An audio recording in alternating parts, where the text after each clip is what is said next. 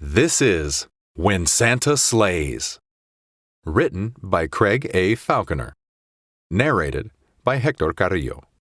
Chapter 1. In a typical year, Moonshine Mall's winter wonderland drew crowds that filled the parking lot throughout the month of December. But today, on the 23rd day of December in no ordinary year, the crowds were like nothing anyone could remember. For a whole host of reasons, record numbers of shoppers and Christmas revelers had been coming every single day. The mall's management had gone all out on the decorations and activities for one thing, with a huge sledding hill covered in fake snow and a huge pen filled with 8 real reindeer. As well as that, a very special Santa Claus had arrived in the mall's famous grotto. Moonshine Mall was the first in the country where the jolly old man in the red suit was no man at all. Instead, he was a robot. This alone brought extra visitors from all across the country thanks to all the news coverage and word of mouth that spread after the first few days. Robo-Claus was so convincing, in fact, most of the children who sat on his lap didn't even realize they were talking to a robot. His face was remarkably expressive, and his suit was padded enough to hide all feelings of the metal and the wires underneath. But for the parents and older children who knew from the news coverage that this Santa was a robot, the most impressive thing wasn't even how convincing he looked. He sounded very human too, with a perfectly deep and jolly voice that could have fooled just about anyone. But even that wasn't the most impressive thing about Robo-Claus. Especially for the adults who had grown up seeing very basic robots and thinking good ones could only exist in sci-fi movies. The way Robo-Claus acted was the real headline breakthrough. Robo-Claus didn't just say things in a human voice, move in a human way, and look like a human while he did it. No, it was more than that. They were most impressed by the fact that Robo-Claus always knew the right thing to say to the children who visited his grotto, and that he seemed to do everything without a millisecond of processing time. A few days ago, an undercover news reporter even tried to prove his suspicion that there was actually a real man in the suit pretending to be a robot. The footage other visitors recorded of that incident had been seen all around the world since then. Millions and millions of times. And everyone thought it was especially funny when the frustrated reporter stuck a needle in Santa's hand to make him flinch, only for the robot to crush the man's finger while calling for some human security guards to take the naughty boy away. Some people were worried to see Robo-Claus use any kind of violence like he had when he crushed the man's finger, but most others recognized that he had only acted in self-defense. On top of that, the mall's manager and the head of the robotics company both said Robo-Claus did exactly what he was supposed to do in calmly restraining the man and calling for assistance from human security guards. A number of parents did cancel their visits to the grotto, even though no full refunds were available, thanks mainly to a sensationalist news story by the reporter who had set out to prove Santa wasn't really a robot and ended up warning the world that he was. And a supposedly dangerous robot at that. When those cancellations came in, the mall's manager, Nancy Collins, decided not to take any more online bookings to fill the slots. Nancy decided it would be better to run a first-come, first-served system, knowing this would bring a rush of visitors like nothing the mall had ever seen. She was right. And maybe too right. By 7 a.m. on December 23rd, the local police had to put up roadblocks 3 miles from the mall to stop anyone else from showing up. One officer spoke to the news cameras and said Nancy Collins was putting people's lives in danger for the sake of making more money, and that on today of all days, it was an especially terrible idea to try to bring even more people to the mall. December 23rd was already the long-promised delivery date for a larger-than-normal batch of the year's hottest toy. a Sheepy McFinnigan action figure. Rumor had it that even the real Santa didn't have enough sheepy toys to go around, even with his elves working overtime. Every child who asked for Sheepy, which was pretty much every child who asked for anything, got the same answer from RoboClaws. "I'm trying my best to find one for you, and I've even got your parents trying to help out in case they see one while I'm busy here. The trouble is, everyone wants a Sheepy this year, and some kids asked for theirs way back in summertime. Keep being good, and I'll keep trying to find one for you."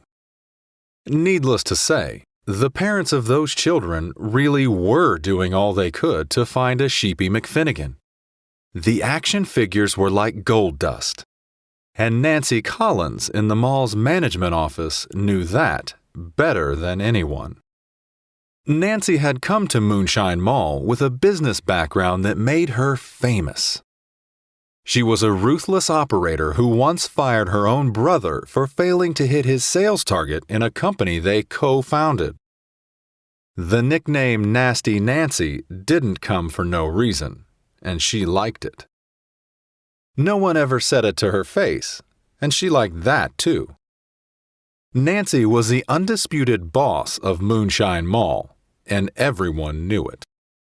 But what no one besides Nasty Nancy knew was why she had fought so hard to make sure Moonshine Mall was the first in the country to have a RoboClaws. No one else besides Nancy saw certain opportunities that RoboClaws created, and no one besides Nancy knew how much money he could make for the mall. So far, everything was going to plan. The incident with the reporter who tried to catch RoboClaws out was the only regrettable moment so far, and Nancy had no worries. After that moment, she made sure no adults were allowed within touching distance of RoboClaws, in case anyone else tried anything funny. The core rule built into every line of his robotic operating system made sure that RoboClaws could never hurt a child in any way, under any circumstances. So Nancy wasn't worried about that. But since she knew a lot more about him than anyone else in the mall did, she made sure that her own rule about no adults getting too close was strictly enforced at all times. The reporter who hurt his finger while trying to expose RoboClaws had been all over the news since then, always running his mouth about the dangerous monster sitting inside the Moonshine Mall. "I came out with a broken finger," he said at the end of every interview. "But who's to say RoboClaws won't go further when someone else does something he doesn't like? Who's to say he won't kill?"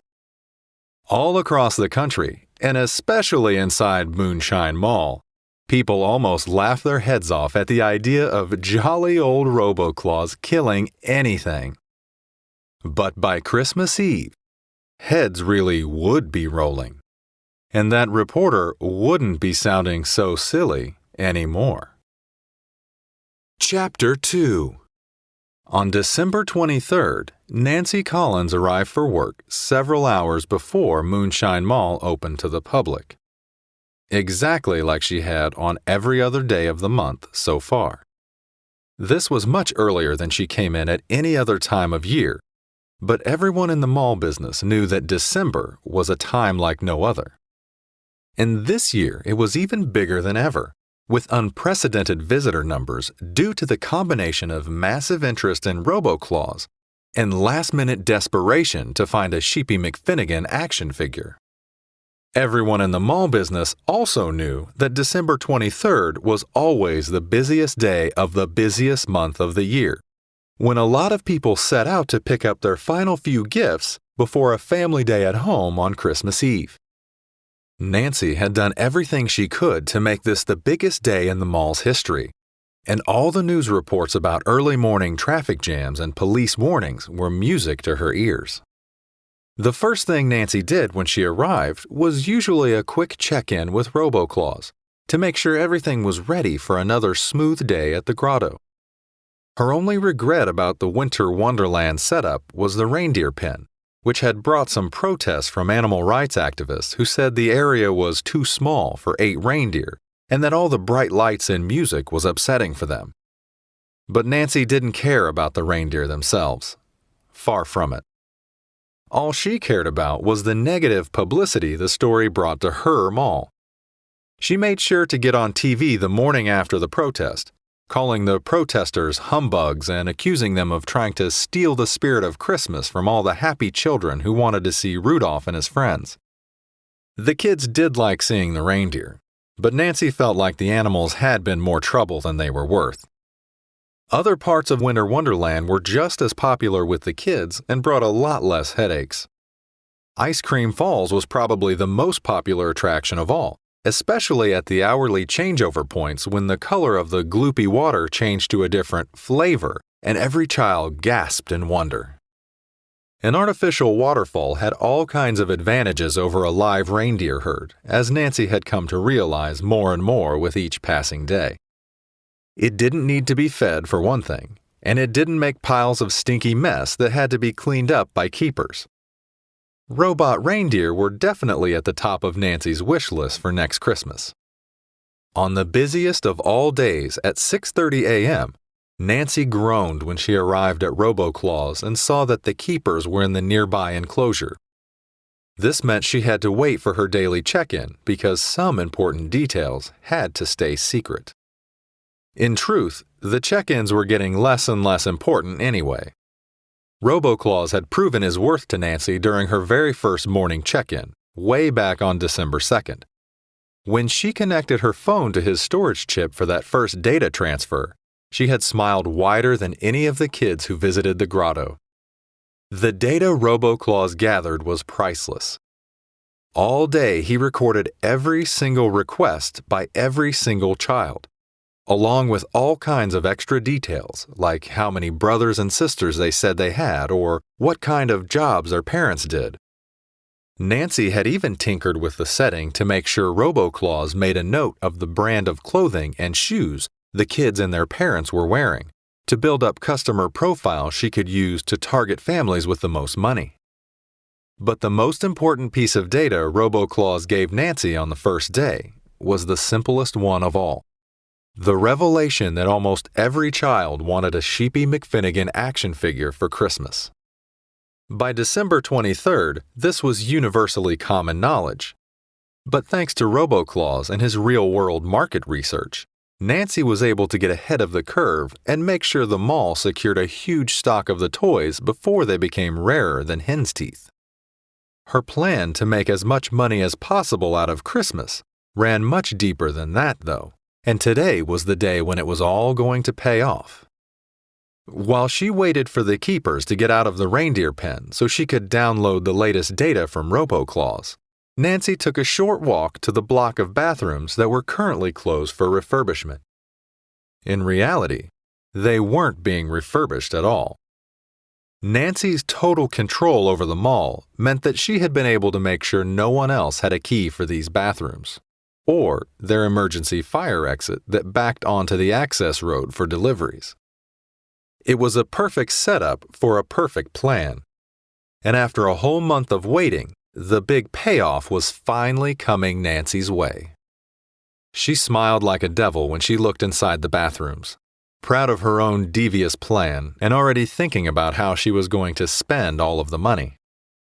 That smile only got wider when Nancy made it back to RoboClaws and downloaded the latest data, which told her all over again that almost every single child still wanted a Sheepy McFinnigan action figure.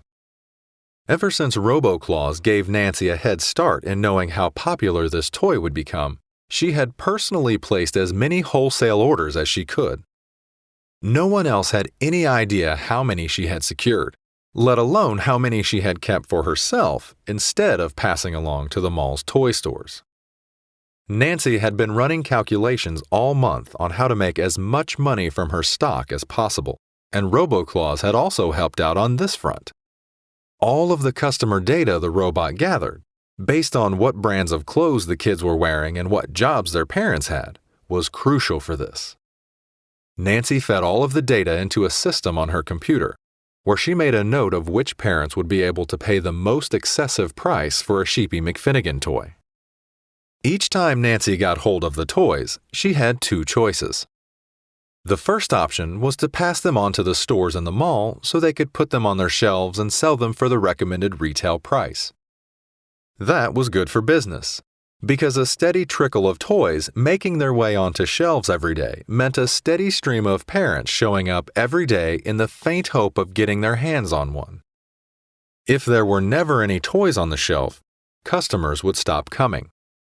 But there was a very fine balancing point for Nancy, because the popularity of Sheepy McFinnigan meant that each toy was worth a lot more than the recommended retail price. A lot of parents were willing to pay as much as they possibly could to give their children what they wanted on Christmas morning, especially with the rumors that even the real Santa and his elves couldn't keep up with demand. And Nancy was using this to her advantage. Thanks to RoboClaws, she had customer data on which parents could pay the most for the toy, and those were the parents who were going to make Nancy rich beyond her wildest dreams. Working with stores to give parents a chance to buy Sheepy McFinnigan for the regular price was good for business, but working with shady black market dealers to squeeze every penny out of those parents was very good for Nancy Collins. As the clock ticked over to 9 a.m. and the enormous mass of shoppers got ready to burst through the doors and fight over the handful of Sheepy McFinnigan toys on the shelves of the stores, Nancy was waiting for the end of the day. At 6 p.m., a delivery truck would arrive to collect Nancy's secret stash of toys. The next day, on Christmas Eve, the shady dealers would contact all of the rich parents RoboClaws had identified, and they would offer a Sheepy McFinnigan action figure for 20 times the retail price. A lot of the stock would be sold in the parking lots of other malls too, out of unmarked cars and for hugely inflated prices. Nancy would keep most of the profit, even though the dealers were doing most of the work, and she had RoboClaws to thank for all of it. Little did Nancy Collins know that RoboClaws' eyes were always open, and that his naughty list was one she really didn't want to be on. Chapter 3. At the end of a record-shattering day in Moonshine Mall, only 2 children were left in line to see RoboClaws. One of them was old enough to know this wasn't the real Santa, but 9-year-old Jody was nice enough to keep it from her little brother, Mikey. Mikey was only 5, which their parents said was too young to understand why other Santas had to sit in malls while the real one was getting things ready for Christmas. He also didn't really pay any attention to the news on TV or on the car radio, so didn't know anything about the cool new robot who was sitting in the grotto they visited every year. This year it had been practically impossible to get a ticket, and their dad was very relieved when some people canceled because of news stories about RoboClaws. He had to bring the kids very early in the morning to line up in the hope of getting a last-minute slot, and even then, they only managed to secure the very last slot of the day. But despite all of that, he was absolutely delighted they could visit RoboClaws, even though the mall had raised the cost of a 2-child visit to almost double what it was last year. Their dad explained that with only one day until Christmas Eve, it might be too late for Santa to get a hold of the toys they asked for. This was because he knew very well they were both going to ask for Sheepy McFinnigan action figures, and little Mikey especially had his heart set on it. All month, the kids' parents had tried and tried to find one of the toys. All month, they had just missed out. When stores got deliveries, they were always gone within seconds, usually snapped up by people who didn't look like they were buying them for a child at all. People were buying them to sell online for huge prices that were way beyond what the kids' parents could afford. As Mikey climbed onto Santa's knee, gazing up in excitement at the face he had no idea belonged to a robot, his sister waited patiently for her turn. Jody would be the last child of all to talk to RoboClaws today, and she was just as excited as Mikey because she knew it was a robot. RoboClaws delivered his standard questions to Mikey, asking what the boy wanted for Christmas and what his parents did for their jobs. The first question answered itself. Sheepy McFinnigan. And the news that his parents worked as a builder and a nurse was all the system needed to hear to make sure they wouldn't be contacted the next day. Nancy Collins would know there was no way they could afford to pay as much as the doctors and lawyers whose children had asked for the toy all through December, so she wouldn't be passing their names on to the shady individual she was working with to maximize profits. The truck that was going to take away Nancy's secret stash in exchange for a nice pile of secret cash was set to arrive as soon as the mall's doors closed. The grotto was open later than any of the stores, so Mikey and his sister were the last customers left in the mall. Their dad got a nice photo of Mikey with RoboClaws just before the end of his turn, then led Jody to the robot's lap. She was a little bit hesitant, having second thoughts in case the metal parts of its body might hurt her when she sat down. Mikey didn't even notice. Her dad whispered gently in her ear, "Neither will you." And so Jody eventually did get on, at which point RoboClaws asked his familiar questions all over again.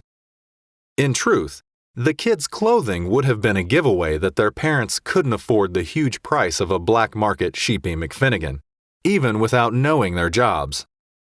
This was because RoboClaws recorded small details, noticing that Mikey's smart shirt was too short at the sleeves, clearly a year old, while Jody's fancy pink glittery shoes had the opposite problem of being too big. RoboClaws looked out for that too, since his software writers knew that parents who didn't have a lot of spare money often bought shoes that had enough room for their kids to grow into them, so they wouldn't have to buy another pair too soon.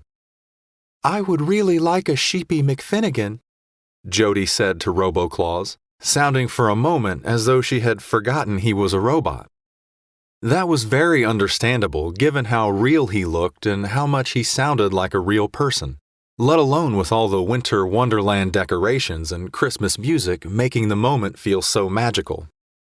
"But my little brother really wants one, so if you only have one left, you can give it to him, and I would be happy with a Mega Speed Road Racer playset with interchangeable wheels and 6 unique track combinations." Her dad smiled warmly, both at her kindness towards Mikey and at how easily she recited the exact wording from the TV commercial that had made her want the racing set so badly. "Did you hear what Jody said to Santa?" her dad asked, looking away from her towards Mikey. Only then did he notice that Mikey was gone. Chapter 4. "Mikey!" his father called desperately. "Mikey!" Jody jumped down from RoboClaws' lap.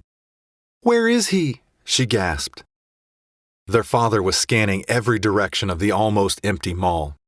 It wasn't like Mikey to wander away, and his eyes could only have been off of him for a minute at most. RoboClaws slowly stood up as Jody and her dad urgently ran around different sides of the grotto in case Mikey had gone to look at Ice Cream Falls or the reindeer. The boy wasn't in either spot. RoboClaws, with the benefit of eyesight that could zoom in on any object with all the clarity of high-end binoculars, looked in both directions down the mall's main walkway. "A door is open," he announced in his ever-jolly sounding voice. "Mikey might have gone in there." Both Jody and her dad ran to the robot's side and followed the long candy cane he was using to point. "I think that's too far away," the boy's panicked sister replied. Her father nodded in dejected agreement. "I don't think he could get that far so quickly, but could you check it out just in case while we keep looking?" "I will," RoboClaws confirmed. He then hit the alarm button on his left palm to call for backup from some human security guards. Mikey's father had been calling for help very loudly, but this alarm call would reach the guards even if they were far away and in locked rooms where they might not hear the desperate yelling. Jody and her father looked everywhere, all around the grotto and the wider Winter Wonderland area, wondering why no guards were around to help, and even more so, where Mikey could possibly be. RoboClaws, meanwhile, was covering the ground in no time as his enormous and efficient strides carried him to the slightly open doorway.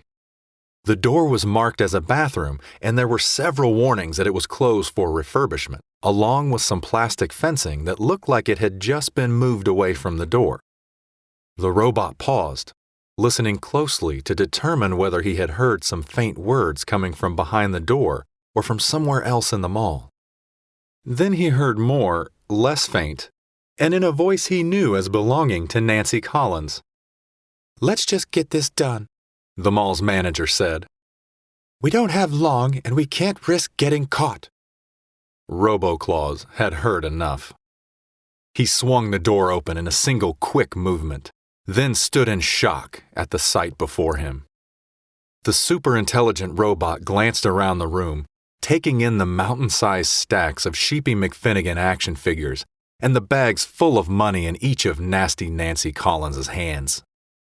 Nancy, knowing only too well how smart the robot was, gulped and froze on the spot. "It's not what it looks like," she said. "Just hear me out, okay?" But even as she spoke, Nancy was gesturing for the other two people in the room to close in on RoboClaws. The men, dressed all in black, began to step forward until he swung his candy cane in a slashing motion to hold them back. "You've been very naughty," RoboClaws said to Nancy, staring only at her as he swung the candy cane at the rough-looking men she was working with on this terrible and greedy scam. Only then did little Mikey announce his presence, suddenly dashing towards the door from the other side of the room. This was the first time any of the others had noticed him too, and one of the shady criminals grabbed his arm and stopped him from running away to tell his dad what he'd found.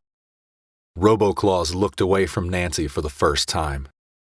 Gripping his candy cane tightly, he was now staring only at the man who had Mikey by the arm. "You know the rules," RoboClaws grunted as he continued forward, before ominously quoting the golden rule encoded within every line of his own software code. "Never hurt a child." Chapter 5. In a single fluid motion, RoboClaws hooked his candy cane around the bad guy's neck and twisted it sharply. This knocked the man to the ground, ending his pitiful life more mercifully than RoboClaws thought he deserved, and it also gave little Mikey the opportunity to escape the room. "Get him, you idiot!" Nancy called to the other one of her henchmen. "If he gets away and talks, we're done for." RoboClaws swung his candy cane to trip the man up and told Mikey to run.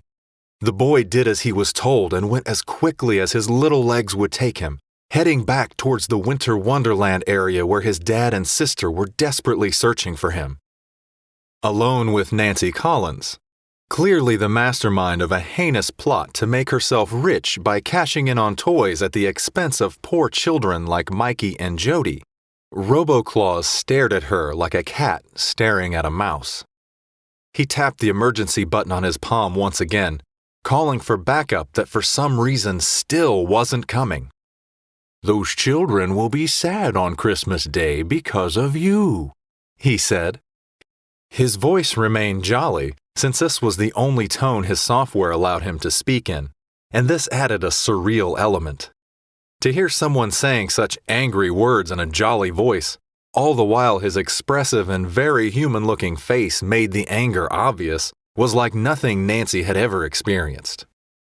"Spare me the sob story," Nancy groaned. "If their parents can't pay the asking price, that's hardly on me. Blame them." RoboClaws' stare grew ever more intense.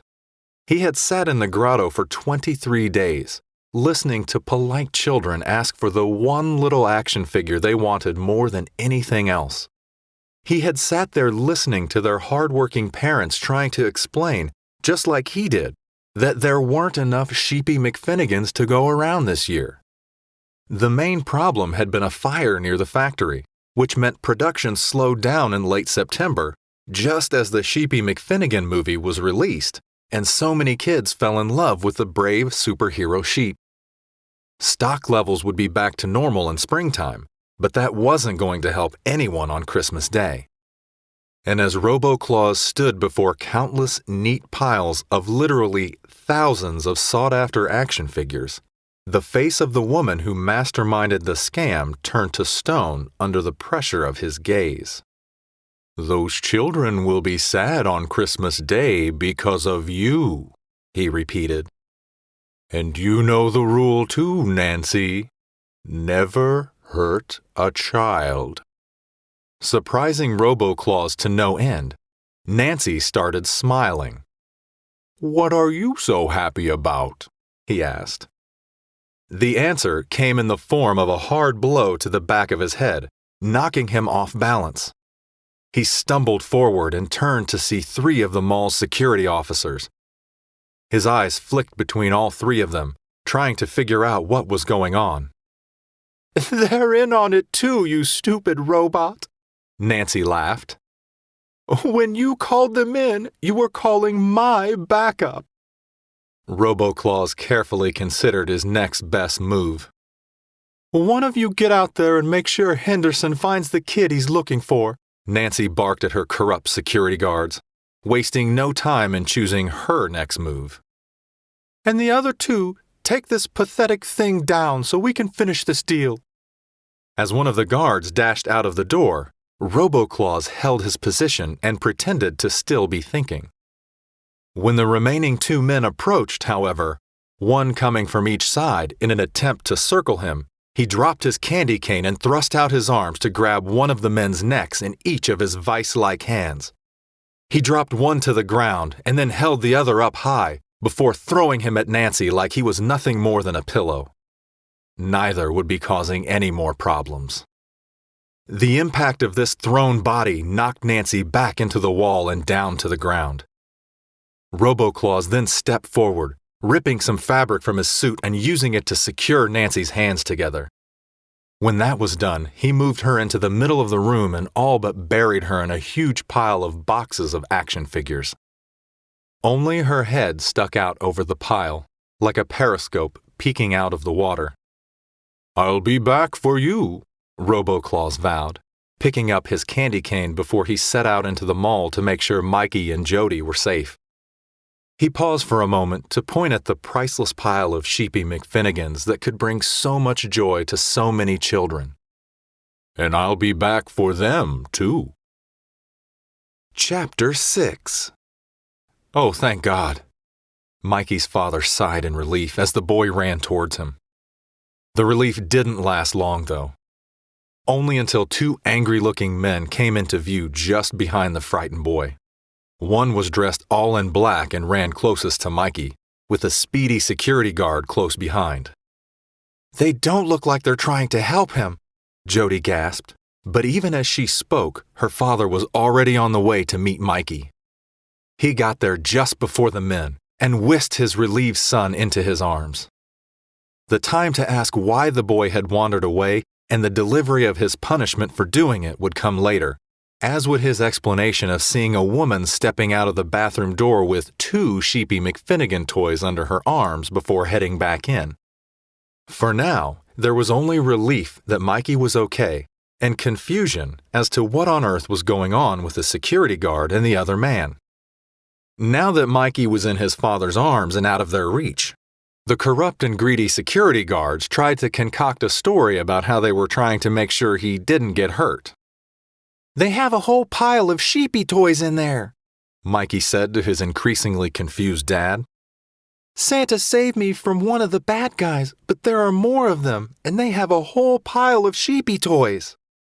Before anyone could react to this, Robo-Claus himself came clambering through the doorway and began striding down the mall's walkway like a metal gorilla with one thing on its mind. The security guard and his criminal ally, both fearing for their lives, abandoned their lies at this point and sprinted away. They split up, one trying to outrun the robot while the other opted to hide behind the reindeer pen instead. Jody had by now joined her father and was huddling against his side as he held Mikey. The scene before them only got more surreal as the hiding guard accidentally opened the reindeer's gate and sent all 8 of them stampeding through the mall. "It's Rudolph!" Mikey excitedly exclaimed, pointing to the one reindeer that was indeed wearing a small red nose. The stampeding animals, attracted to the daylight at the end of the walkway, dashed straight for the exit. The greedy accomplice who was going in the same direction heard them coming, but could do nothing to get out of the way. One of the reindeer tossed him into the air with an effortless thrust of its powerful head, ultimately leaving him lifeless in the middle of the floor. None of the reindeer made it outside, since the automatic doors were all disabled and they didn't recognize the revolving doors as an exit. They simply mulled around, wandering between store entrances and enjoying their newfound relative freedom. Back at their enclosure, meanwhile, Robo-Claus was homing in on the remaining security guard. But even with his excellent vision, he couldn't see the man anywhere. The next thing Robo-Claus did see was a giant metal star swinging towards him like a pendulum. Robo-Claus realized that the quick-thinking guard had cut through one of its strings, but his realization didn't come in time to avoid the powerful impact. He was struck right in the head, sent flying backwards into the thick, gloopy water of Ice Cream Falls. "Santa!" Mikey yelled. "It's a robot," his sister belatedly revealed. "Don't worry, Mikey, he'll be okay." Dazed by the brunt of a heavy metal star, Robo-Claus realized as he fought to stand up that he was also now down to just one eye. The star's peak had knocked out the other, and when he eventually managed to face the family again, he was glad that they already knew he was a robot. The scene was frightening enough without the boy worrying that real Santa had just lost an eye, he figured, and Mikey's father certainly would have agreed with that. "A robot?" Mikey said. "That is so cool! He's like a real-life toy!" "I don't know if I'd say that," his father couldn't help but chuckle. "But don't worry, he can't get hurt." While this was true in a literal sense, there was a concern that all the mint chocolate-colored liquid that entered Robo-Claus's body via his empty eye socket might play havoc with his circuitry. The guard who had cut the string and knocked him into Ice Cream Falls was stunned to see Robo-Claus get up, and he was absolutely terrified by the robot's new look. Covered in thick mint green liquid, as he stepped forward with one eye and ripped clothes, the robot looked as much like a zombie Claus or Franken-Claus as he did like Robo-Claus. Without doubt, it was the most terrifying sight the man had ever seen. If the man was scared then, however, there were simply no words to describe how he felt when Robo-Claus picked up his fallen candy cane and threw it like a boomerang. With an inch-perfect shot that landed around his waist, Robo-Claus pinned the criminal against the wall without hurting him in any serious way. The look on the robot's face suggested that this was anything but an act of kindness, though, especially as he walked towards the man with both fists raised. "Santa, no!" little Mikey cried. "Leave him for the police. He might know where there are even more Sheepy McFinnigans." Robo-Claus turned to the boy and considered his words. "They tried to hurt you. They hurt many children with their greed. But we don't have to hurt them back," Jody chimed in. "We don't have to be like them." The robot walked towards the children. His coding was clear, requiring him to defer to requests from friendly humans unless there was an excellent reason not to.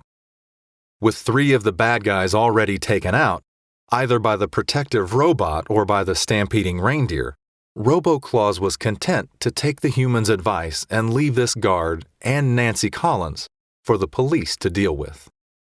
"Call the police to take care of this guy," he suggested to the children's father, right before setting off for the bathroom and its hoard of priceless toys.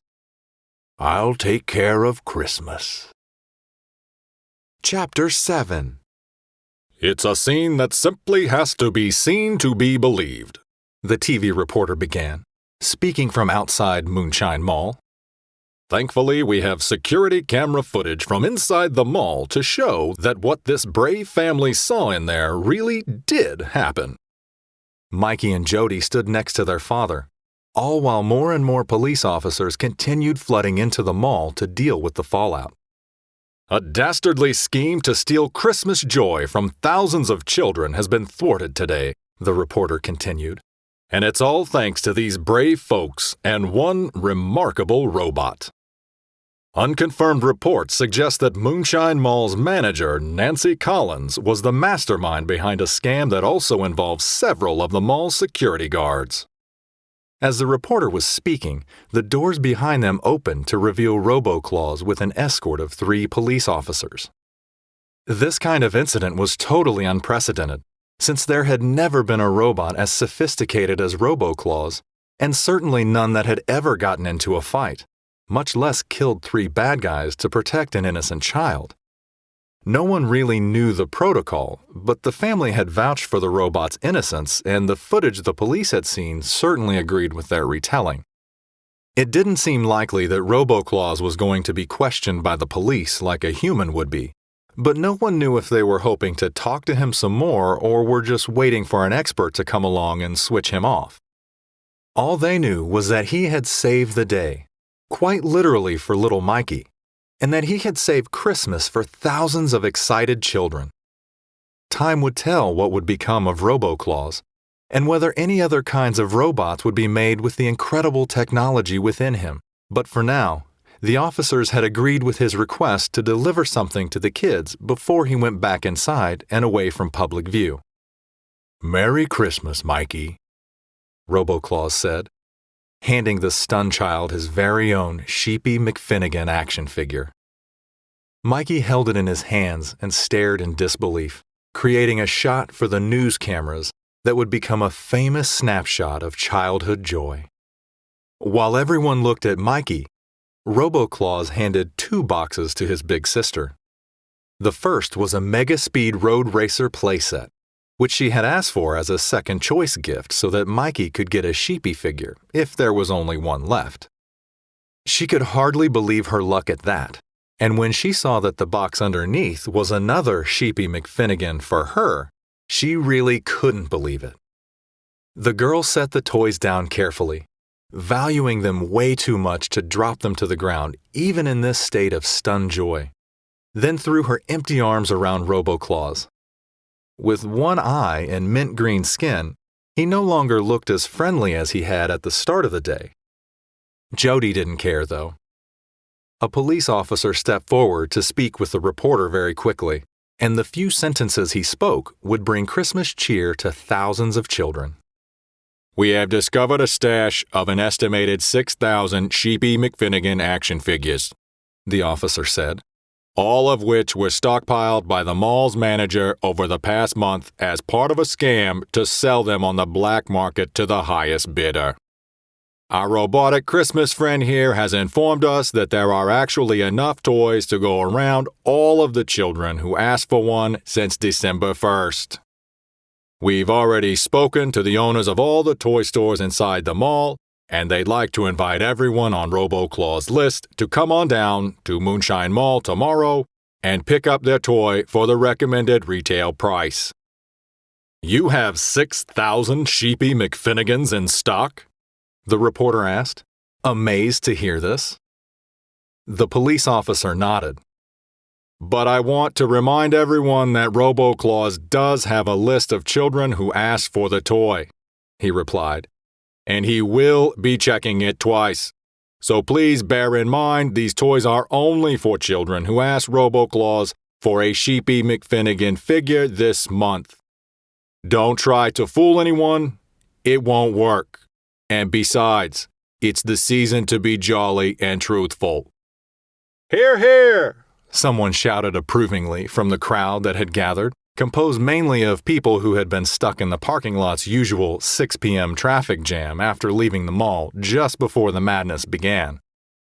"I'm sure everyone would like to join me in 3 cheers for RoboClaws," the police officer said, inspired by the previous interjection.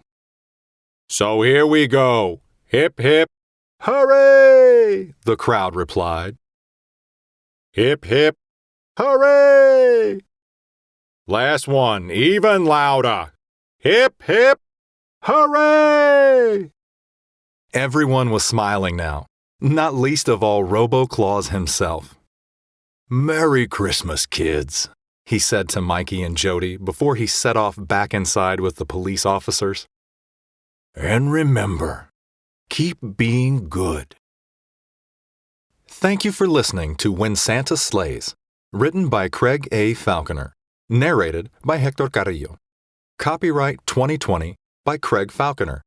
Production copyright 2021 by Craig Falconer. All rights reserved.